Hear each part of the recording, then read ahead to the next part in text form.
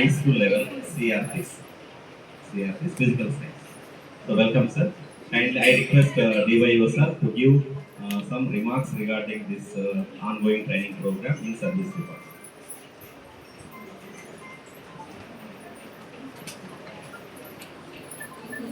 Eco గారికి, SR గారికి, అలాగే పార్టిసిపెంట్స్ అందరికీ కూడా నమస్కారాలు.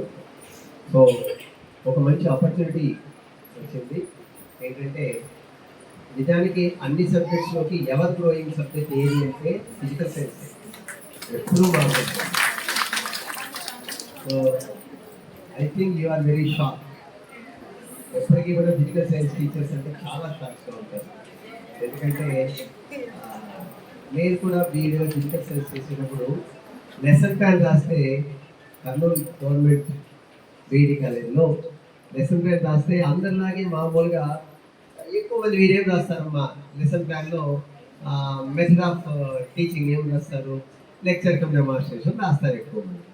నేనైతే ఆ లెసన్ ప్లాన్ తీసుకొని లెక్చరర్ దగ్గరికి వెళ్ళి చూపిస్తే మొత్తం చదువుతారు. మెథడ్ ఎందుకు లెక్చర్ కమ్ డెమాన్స్ట్రేషన్ రాసావు, నువ్వు ఎప్పుడు కూడా రాసేది హ్యూరిస్టిక్ మెథడే అని కరెక్ట్ చేశారు. So heuristic method is the highest achievement method. ఆ హ్యూరిస్టిక్ మెథడ్లో లెసన్ చెప్పగలిగితే మీకు ఆ థ్రిల్లే వేరే ఉంటుంది, అలాగే పిల్లలకి గ్రాస్పింగ్ వేరేగా ఉంటుంది. సో మనం ఎప్పటికీ కూడా హ్యూరిస్టిక్గానే ఉండాలి.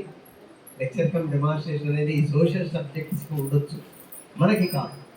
కాబట్టి మరి నిజంగా నేను 1 year బీఎడ్ అయిపోయిన తర్వాత 1 year ఒక ప్రైవేట్ స్కూల్లో వర్క్ చేశాను.